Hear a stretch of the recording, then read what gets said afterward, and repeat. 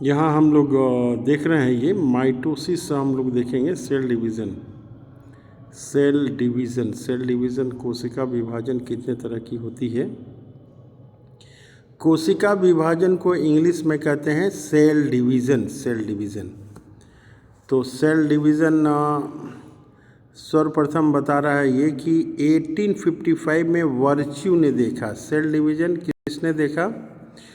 तो cell division जो है ये सबसे पहले वर्च्यू ने देखा। सबसे पहले वर्च्यू ने देखा। कब देखा वर्च्यू ने? 1855 में इन्होंने देखा सेल डिवीज़न। कह कि कोशिका विभाजन के मुख्यतः 3 प्रकार होते हैं। असूत्री माइटोसिस, फिर समसूत्री विभाजन माइटोसिस व अर्धसूत्री विभाजन मियोसिस। 3 तरह के ये सेल डिवीज़न होते हैं। पहला जो होता है असूत्री विभाजन माइटोसिस बोलते हैं। समसूत्री विभाजन जिसको माइटोसिस बोलते हैं। और तीसरा जो होता है अर्धसूत्री विभाजन। तो ये 3 तरह के आपके माइटोसिस सेल डिवीज़न ये होती है। अब हम लोग आगे देख रहे हैं। आगे हम लोग ये देख रहे हैं कि इसके बारे में देख रहे हैं एमाइटोसिस क्या होता है। तो एमाइटोसिस के बारे में बता रहा है। एमाइटोसिस यानी कि असूत्री विभाजन। कह रहा है कि ये विभाजन जो अविकसित कोशिकाओं, बैक्टीरिया वगैरह में अविकसित कोशिकाओं जैसे जीवाणु में होता है। और कहाँ होता है? नील हरित शैवाल में होता है, ईस्ट में होता है, अमीबा में होता है तथा ये प्रोटोजोआ में होता है। एमाइटोसिस कहाँ कहाँ होता है? तो ये मेनली बैक्टीरिया कोशिकाओं में होता है। नील हरित शैवाल ब्लू ग्रीन अलगी, ईस्ट, अमीबा तथा ये प्रोटोजोआ में होता है। अब दूसरा सेल डिवीज़न पे आए हम लोग, तो इसका नाम है समसूत्री विभाजन। समसूत्री विभाजन को माइटोसिस कहते हैं, इंग्लिश में इसको माइटोसिस कहते हैं। कह रहा है यहाँ पे कि समसूत्री विभाजन की प्रक्रिया जंतु कोशिकाओं में सबसे पहले जर्मनी के जीव वैज्ञानिक वाल्थेर फ्लेमिंग ने 1879 में देखा। समसूत्री विभाजन जो है, इसको समसूत्री विभाजन जो है वाल्थेर फ्लेमिंग ने 1879 में देखा। उसके बाद कह रहा है कि उन्होंने ही सन 1882 में इस प्रक्रिया को माइटोसिस का नाम दिया। माइटोसिस जो है ये फ्लेमिंग के द्वारा ही नाम दिया गया। कह रहा है ये विभाजन कायिक कोशिका यानी कि सोमैटिक सेल में होता है। हमारे शरीर में 2 तरह के सेल होते हैं, एक सोमैटिक सेल और दूसरा जो है ये रिप्रोडक्टिव सेल होता है। तो सोमैटिक सेल जो है हाथ पैर मुंह नाक ये सारे सेल जो है सोमैटिक सेल में आते हैं। और रिप्रोडक्टिव ऑर्गन में जो सेल हैं टेस्टिस में, ओवरी में, उसमें रिप्रोडक्टिव सेल्स होती हैं। तो उसमें मियोसिस होता है। तो माइटोसिस कहाँ पे होता है? माइटोसिस होता है ये सोमैटिक सेलों में होता है। अब आगे हम लोग माइटोसिस को देख रहे हैं। कह रहा है कि अध्ययन की सुविधा के लिए 5 चरणों में बांटते हैं। इसको 5 चरणों में बांटा गया है। क्या है? एक अंतरावस्था इंटरफेज, दूसरा है पूर्वावस्था प्रोफेज, तीसरा है मध्यावस्था मेटाफेज, और चौथा है एनाफेज, और लास्ट का है अंत्यावस्था टीलोफेज। इसमें कह रहा है कि एक सेल है ये डिवाइड करके जो है 2 सेल बनाती हैं। ये डिवाइड करके 2 सेल बनाती हैं। जो सेल डिवाइड करती हैं उसको मदर सेल बोलते हैं, मदर सेल। और जो सेल नहीं बनी होती है उसको डॉटर सेल बोलते हैं। तो जो कोशिका डिवाइड होती है उसको हम लोग क्या कहते हैं? मदर सेल हम लोग कहते हैं। जो डिवाइड करती हैं उसको मदर सेल कहते हैं। और जो डिवाइड करके बनती है उसको डॉटर सेल बोलते हैं, उसको डॉटर सेल बनते हैं। तो माइटोसिस में क्या होता है? एक सेल है ये डिवाइड करता है, ये 2 भागों में डिवाइड करेगा दो भागों में डिवाइड करेगा और दो छोटे छोटे डॉटेड सेल ये बनाता है, दो छोटे छोटे डॉटेड सेल बनाता है। ये डॉटेड सेल जो है फिर लंबा चौड़ा आपका होगा, मदर सेल बनेगा और फिर ये डिवाइड करके दो आपका जो है डॉटेड सेल बनाएगा। इसी तरह से ये साइकिल चलती रहती है। तो इस स्टेज में हम लोगों ने इसके कुछ डायग्राम देखना ज़रूरी है, इसके डायग्राम देखना ज़रूरी है और इसके स्टेज को जानना ज़रूरी है। तो पहला स्टेज है इंटरफेज, अंतरावस्था, पूर्वावस्था को प्रोफेज बोलते हैं, मध्यावस्था को मेटाफेज बोलते हैं और पश्चावस्था को एनाफेज बोलते हैं और अंत्यावस्था लास्ट में टेलोफेज ये होता है। इसका रहा है कि इस विभाजन में क्या कर रहा है यहाँ पे कि इस विभाजन के फलस्वरूप एक जनन कोशिका पेरेंट सेल, मदर सेल जिसको हम लोग करें, दो संतति सेल डॉटेड सेल का निर्माण होता है। प्रत्येक संतति सेल में गुणसूत्रों की संख्या जनक कोशिका सेल के बराबर होती है। ये बता रहा है कि मान लीजिए कि एक सेल है, ये एक सेल है, इसके बीच में क्या है, न्यूक्लियस है, ये डिवाइड करेगा, ये डिवाइड करके क्या करेगा, दो छोटे छोटे डॉटेड सेल बनाएगा, ये दो छोटे छोटे डॉटेड सेल बनाया। ये क्या है, मदर सेल है और ये दो बना है डॉटेड सेल। एक मदर सेल से क्या बनता है, यहाँ पे दो डॉटेड सेल बनती है। यहाँ पे मान लीजिए कि 46 नंबर ऑफ क्रोमोसोम है, तो ये दोनों में भी जो है 46 नंबर ऑफ क्रोमोसोम ही होती है। तो माइटोसिस इस तरह की जो है समसूत्री विभाजन है जिसमें एक मदर सेल से दो डॉटेड सेल बनते हैं, लेकिन दोनों के क्रोमोसोमों की संख्या जो है समान रहती है। मदर क्रोमोसोम में भी 46 नंबर ऑफ क्रोमोसोम है और डॉटर में भी 46 नंबर ऑफ क्रोमोसोम है।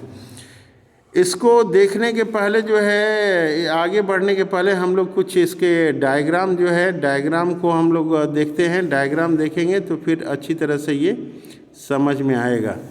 तो इसके डायग्राम को हम लोग देखने की कोशिश करते हैं, क्या क्या इसके डायग्राम हैं। तो इसके डायग्राम को हम लोग देखते हैं। माइटोसिस का डायग्राम, एक डायग्राम हम लोग यहाँ पे ये लेते हैं, ये इंटरफेज है यहाँ पे। ये देखिए, ये डायग्राम में जो है अलग अलग तरह की चीज़ें हैं। तो हम लोग यहाँ पे देख रहे हैं, सबसे पहले जो डायग्राम में स्टेज दिखाया है, उस स्टेज को यहाँ पे करा है कि ये इंटरफेज में है, उसके बाद ये प्रोफेज में जाता है, फिर मेटाफेज में जाता है, फिर एनाफेज में जाता है, फिर टेलोफेज में जाता है और फिर जो है ये क्या बनाता है, दो डॉटेड सेल यहाँ पे बनाया है। एक सेल से शुरुआत किया था, ये मदर सेल है और दो यहाँ पे डॉटेड सेल यहाँ पे बने हैं। तो पहला अवस्था ये बता रहा है, इसमें क्या क्या होता है थोड़ा सा हम लोग बेसिक समझ लेते हैं। जब भी ये स्टेज होता है, शुरू होता है, तो इंटरफेज में जो है क्रोमोसोम अच्छी तरह से दिखाई नहीं देते हैं, ये फिर धीरे धीरे छोटे छोटे होके ये धागे जैसा ये बनाना शुरू करते हैं। प्रोफेज में क्रोमोसोम जो है न्यूक्लियस में छोटे छोटे डंडे जैसे दिखाई देते हैं। मेटाफेज में ये क्रोमोसोम सेल के बीचों बीच ये एक लाइन में हो जाते हैं, जिसको मेटाफेज बोलते हैं। और एनाफेज में जो है एक क्रोमेटिड इधर चला जाता है, एक क्रोमेटिड इधर चला जाता है। एक क्रोमेटिड हम लोग जाते हैं, क्रोमोसोम में दो क्रोमेटिड होते हैं। यहाँ पे इस लाइन में दिखाया हुआ है, इस लाइन में जो भी दिखाया हुआ है, एक क्रोमोसोम में दो क्रोमेटिड है। तो एनाफेज में क्या होता है, एनाफेज में कि एक क्रोमेटिड जो है दूसरे डायरेक्शन में और दूसरा क्रोमेटिड दूसरे डायरेक्शन में चला जाता है। और टेलोफेज में जो है, जो क्रोमेटिड गए थे इस साइड में, वहाँ पे एक न्यूक्लियर मेम्ब्रेन बन जाती है और इसके टेलोफेज के बाद जो है ये बीचों बीच जो है ये लाइन यहाँ से ये दो भागों में बढ़ जाता है और दो डॉटेड सेल का निर्माण करता है। दूसरा डायग्राम भी हम लोग देखते हैं, ये दूसरा डायग्राम भी माइटोसिस का सेम यही है। इंटरफेज यहाँ पे देख रहे हैं हम लोग, क्रोमोसोम छोटे मोटे होने लगते हैं, क्रोमोसोम छोटे मोटे होके और व्यवस्थित हो जाते हैं। न्यूक्लियर मेम्ब्रेन जो है ये डिज़ोल्व करने लगता है और न्यूक्लियर मेम्ब्रेन डिज़ोल्व करने के बाद जो है पूरी तरह से मेटाफेज में न्यूक्लियर मेम्ब्रेन हट जाता है और क्रोमोसोम जो है बीचों बीच आके अरेंज हो जाते हैं। एनाफेज में जो है एक क्रोमोसोम में जैसे 2 क्रोमेटिड होते हैं, तो एक क्रोमेटिड ये अलग हो जाता है, एक ये जो है अलग आ जाता है, और दोनों अपोजिट पोल में अब यहाँ पे टेलोफेज में जो है दोनों साइड में न्यूक्लियर मेम्ब्रेन बच जाती है, और सेल जो है बीचों बीच यहाँ से सेपरेट करके 2 डॉटर सेल का निर्माण कर लेता है। और 1-2 डायग्राम देखने की कोशिश करते हैं। यहाँ पे भी है, यहाँ पे ये डायग्राम दिखाया हुआ है, ये इंटरफेज है, ये यहाँ पे इंटरफेज में हम लोग देख रहे हैं, सेल इंटरफेज में है, फिर प्रोफेज में गया, फिर मेटाफेज में गया, फिर एनाफेज में गया, टेलोफेज में गया, और फिर ये डॉटर सेल 2 डॉटर सेल का निर्माण हुआ। मेटाफेज में प्रोफेज इंटरफेज है, और प्रोफेज में ये न्यूक्लियर मेम्ब्रेन डिसइंटीग्रेट करने लगता है। मेटाफेज में क्रोमोसोम जो एक सीधी लाइन में आ जाती हैं, और एनाफेज में दोनों क्रोमेटिड अलग अलग पोल पे, इस पोल पे और एक इस पोल पे चला जाता है, और दोनों साइड में जो है न्यूक्लियर मेम्ब्रेन का निर्माण हो जाता है। तो एक सरल चित्र ये है। और यहाँ पे भी हम लोग देख रहे हैं माइटोसिस का जो है, यहाँ पे माइटोसिस का डायग्राम हम लोग देख रहे हैं। यहाँ पे ये सेल है, मदर सेल है, और इसके बाद जो है क्रोमोसोम जो है स्पष्ट हो रहे हैं। फिर दोनों क्रोमेटिड जो है अलग होने की कोशिश कर रहे हैं, दोनों क्रोमेटिड अलग हो गए हैं, और फिर ये यहाँ से डिवीज़न करके ये 2 सेल बन गए हैं। तो इस तरह से हम लोग इसके डायग्राम में थोड़ी सी देखेंगे, कमांड करेंगे। अब हम लोग चलते हैं अपने माइटोसिस के लिटरेचर के ऊपर क्या लिखा हुआ है। तो माइटोसिस के लिटरेचर के ऊपर हम लोग देखते हैं और वहाँ पे कमांड करने की कोशिश करते हैं। तो माइटोसिस के लिटरेचर में हम लोग देख रहे हैं कोशिका के ये भाग हो गए, और ये क्या है, हाँ ये आ गया हम लोग का माइटोसिस, इसी के बारे में हम लोगों ने देखा था। तो माइटोसिस में मेनली जो है हम लोगों ने देखा कि एक सेल है, ये एक सेल है, और जिसमें क्रोमोसोम की संख्या 46 है। ये 2 भागों में डिवाइड करती है और 2 डॉटर सेल बनाती है। जो सेल डिवाइड करता है उसको मदर सेल बोलते हैं, और जो नया बनता है उसको डॉटर सेल। तो एक मदर सेल से 2 डॉटर सेल। क्रोमोसोम की संख्या अगर 46 है तो यहाँ पे भी डॉटर सेल में भी क्रोमोसोम की संख्या समान रहती है, 46 ही रहती है।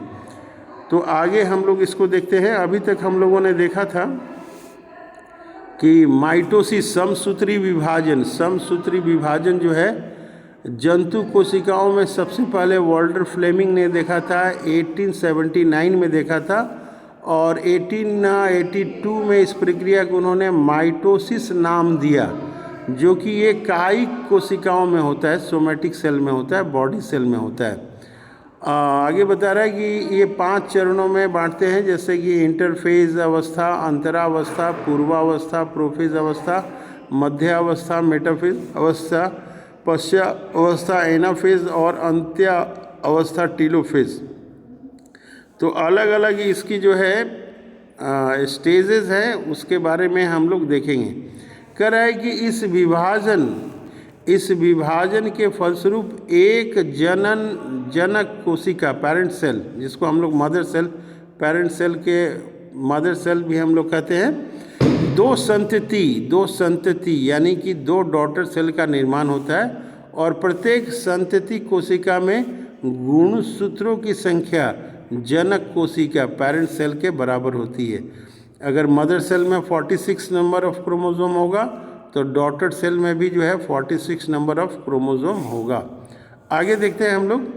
कराई की समसूत्री विभाजन की पश्चावस्था एनाफेज सबसे छोटी होती है, यह केवल 2-3 मिनट में समाप्त हो जाती है। तो एनाफेज जो क्या है, ये सबसे छोटी अवस्था होती है। हम लोगों ने इतना ही देखा इसमें, और अलग से हम लोग कोशिश करेंगे एक अलग वीडियो बनाने के लिए डिटेल में। अब हम लोग देखते हैं, अब इस वीडियो को हम लोग इतना ही करते हैं, फिर बाद में हम लोग नया वीडियो बनाएंगे इसके ऊपर, डिटेल वीडियो। शॉर्ट वीडियो ये इतना ही काफ़ी है।